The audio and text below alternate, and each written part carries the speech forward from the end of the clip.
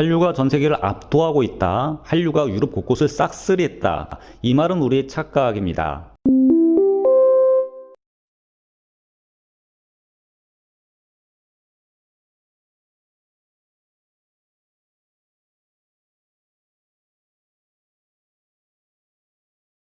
안녕하세요. 독일어 신문을 읽어준 남자 독신남입니다. 너무나도 당연한 얘기지만 한류는 간단히 말하면 유행입니다. 유럽 사람들이 한국 화장품을 바르고 한국 노래를 듣고 한국 영화를 보고 한국 문화상품을 소비하는 것을 바로 유행 한류라고 하고 있죠. 그런데 유행, 모두가 다 소비하는 것처럼 보이지만 또 아직 모두가 다 소비하지 않고 있다는 뜻도 됩니다. 모두가 아시겠지만 이 유행이라는 단어는 일단 새로운 소비 문화를 가리키고 있죠. 우리 모두가 무엇인가를 늘 사용하고 있다면 이를 유행이라고 하지는 않습니다. 예를 들어 유럽 여행을 가시면 맥도날드나 버거킹은 어느 도시나 다 있다는 것을 볼 수가 있죠. 여행지에서 맥도날드와 햄버거를 사 먹는다고 해서 이거 먹는 것이 요즘 유행이라고 말하지는 않습니다. 그런데 독일인들이 요즘 김치를 먹는 것을 두고 최근 일고 있는 유행이라고 부릅니다. 독일에서 유명한 에데카라는 마켓 체인점이 김치를 두고 최신 유행이라고 말하고 있고, 독일 이케아에서는 김치를 두고 모든 이가 먹어야 하는 음식으로 말하면서 보관하는 용기를 팔고 있죠. 그 외에도 많은 매체들이 김치를 두고 유행으로 말하고 있습니다. 우리 한국인이 김치를 먹는다면 이를 유행이라고 하지는 않습니다만 독일인들이 이 김치를 소비하면서 트렌드 유행이라고 말을 하고 있죠. 왜냐하면 낯선 음식 문화를 이제 이들이 즐겨 먹기 시작했기 때문입니다. 이렇게 특정한 상품을 두고 누가 어디서 소비하기 시작했느냐에 따라서도 유행이기도 하고 아니기도 합니다.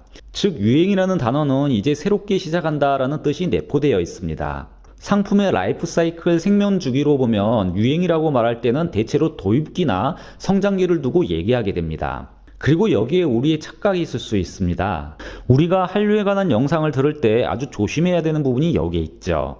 한류는 이제 막 도입기나 성장기에 들어섰는데 성숙기에 들어선 것처럼 얘기하고 있습니다.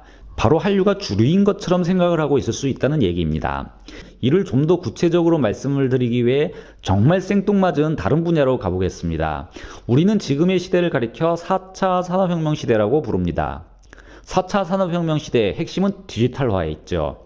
인공지능이 클라우드에 올라가 있는 이 데이터를 분석하고 O2O 개념에 따라 온라인에 올라가 있는 데이터가 그대로 오프라인에 구현이 되도록 합니다.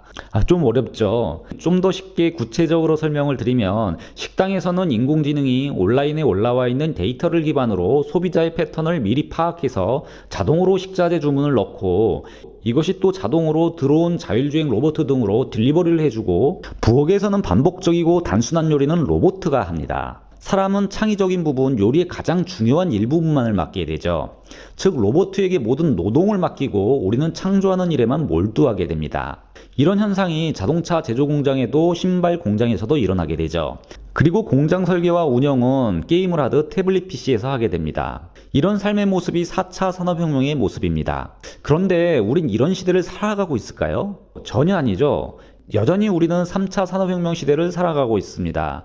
그럼에도 왜 우린 이 시대를 가리켜 4차 산업혁명 시대라고 부르고 있을까요? 그 이유는 우리가 4차 산업혁명 시대로 가고 있는 중이고 이를 구현해 가고 있다는 얘기이기도 합니다. 또 다른 영역, 다음은 역사로 넘어가 볼까요?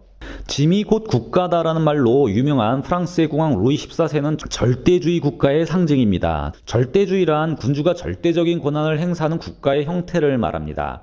절대주의 전 시대를 유럽은 봉건사회라고 불리고 있죠. 이 봉건사회에는 군신 간의 계약이라는 형태가 존재합니다.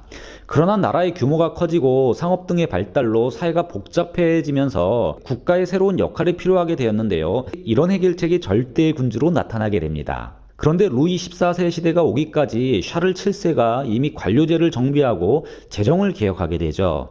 현대적인 국가행정을 미리 짜놓게 됩니다. 그래서 많은 역사학자들은 절대주의 시대를 샤를 7세 때부터라고 말을 하고 있고 전성기를 루이 14세 때로 보고 있습니다. 그러면 여기서 관심 있게 봐야 할 점이 있습니다. 바로 샤를 7세 시절 절대주의 시대라고 했지만 실제 프랑스에는 여전히 봉건주의가 남아 있었습니다.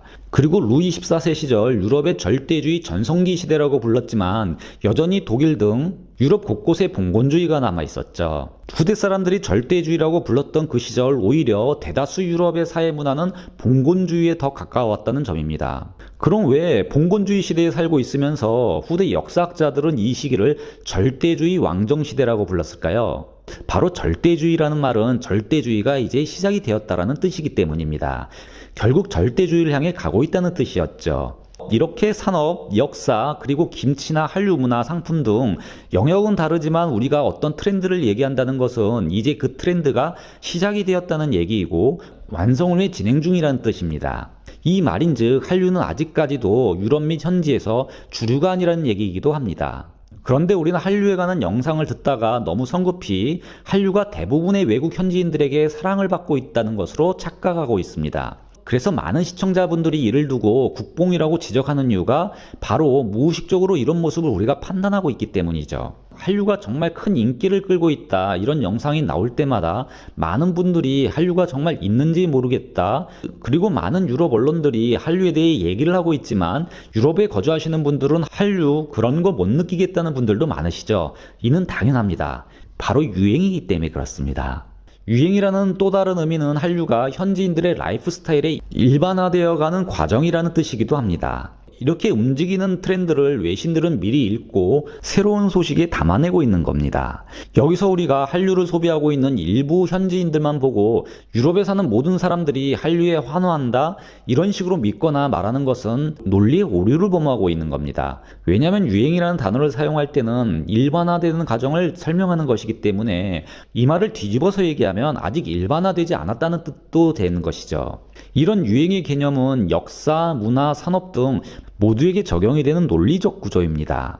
그렇다고 유럽에서 한국 영화가 유럽을 정복했다, 한국 케이팝이 세상을 정복했다는 말이 떠도는 것이 거짓이냐? 그것도 아닙니다.